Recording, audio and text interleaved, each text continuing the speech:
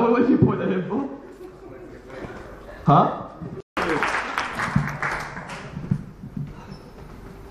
I do see an awful lot of books in here, but I didn't actually realise it was a feckin' library. Well, my name's Wayne. As you can probably tell by the accent, I'm not from Brighton. I'm Irish, but I do live here now. I have noticed something very peculiar about people who come from Brighton. They can't actually say they live in Brighton without ending the sentence with 4 more words. I live in Brighton, but I'm not gay. You speak to people on the train. Where are you from? Oh, I'm from Brighton, but I'm not gay. Well, I live in Brighton, and I am gay. But don't worry about that, because I was like that before I got here. 15 years in the Catholic boys' school had already seen to that. My school was taught by Dominican nuns, hard nuns, proper nuns, tough nuns. These bitches were so hard. They used to ride to school in the morning on Harley Davidsons.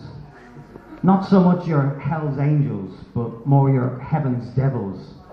The kind of nuns that thought the Spanish Inquisition was just tough love for the heretics and should be on the school curriculum for all children between the ages of 5 and 7, just to frighten the bejesus out of them.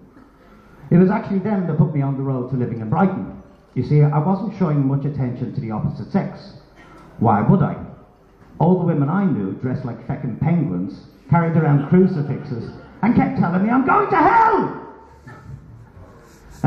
So yes, they said to me, like, well, you might want to look at somewhere like Brighton, or just behave yourself like all the other homosexuals in Ireland and join the priesthood.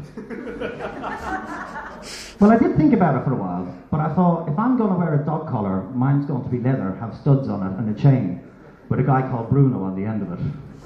So here I am, in lovely Brighton. Now, my sister calls this place Euro Disney for the gays. I don't know where she gets that idea from at all. My mother and father used to argue quite a lot over whose fault it was I actually turned out to be gay. My dad blamed my mother because she made me do Irish dancing with all them little girls with the ringlets in their hair and all that God bejesus, you know. My ma blamed my dad because, well, he's a man, so therefore everything is his fault. But also he used to take me down to his old army barracks on a Sunday, where a young teenage Wayne would frequently get lost, only to be found 4 hours later lurking around the shower blocks. But it was neither their faults. I know who's to blame for me being gay. Santa Claus. No, because one year I asked for an Action Man, and he gave me 2. Or Roger and Stephen, as they were known in our house. Now, Roger had a big chopper, and he flew off to work every morning, whereas Stephen would stay home, but he had a motorbike and sidecar, which was terribly handy for doing the weekly shop at Tesco's.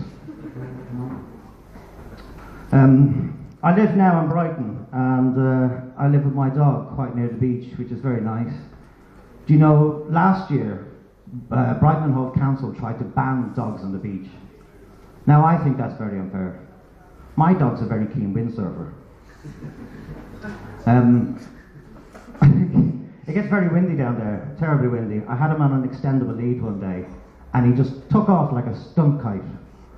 I'm so glad I got those 2 words the right way around. Yeah, so he took off like a stunt kite. Well, I tried a few tricks with him, but he was useless. Landed in the bin.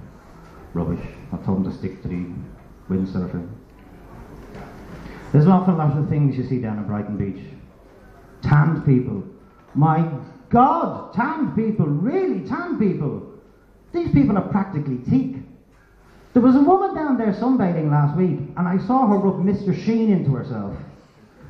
These veneered old pensioners floating around in caftans, listening to Dinos Roussos on the transistor radios. It's like Abigail's beach party down there. And all the beautiful people are out, strutting up and down the prom, giving her all that, thinking they own the second place. Yes, you don't see them strutting on the beach though. Oh no, that's a pebbly beach. Everybody walks the fucking same on a pebbly beach. There's fellas down there fishing, right where I'm swimming. What are they hoping to catch? Me. There's always a crowd of very red and very angry drunks over in the corner, all growling at each other over a bottle or something. Until about 5 o'clock, that is. Look around any beach after 5 o'clock. No drunks. Where do they go? I think they go to drunk bingo.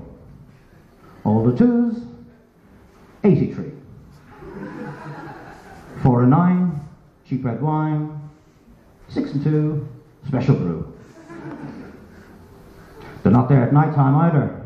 The beach at night is a completely different place. All you can hear is couples going at it in the dark. That's a pebbly beach, for Christ's sake! How are you going to explain those bruises when you get home in the morning? But listen, I've got to leave you. I have noticed one little other thing about Brighton. You're very fond of your little smart cars down here. You see them buzzing around the place all the time. Every time one passes me by, I keep wondering, where does the toast pop out? And they always park them sideways in a parking bay as well, so they can be smug about it. When I see one parked like that, I like to park my car right up against the driver's door, so they have to climb in through the boot. Not so feckin' smart now, are you? My name's Wayne Conley. Enjoy the rest of your evening. Wayne Conley! Goodbye, Viva!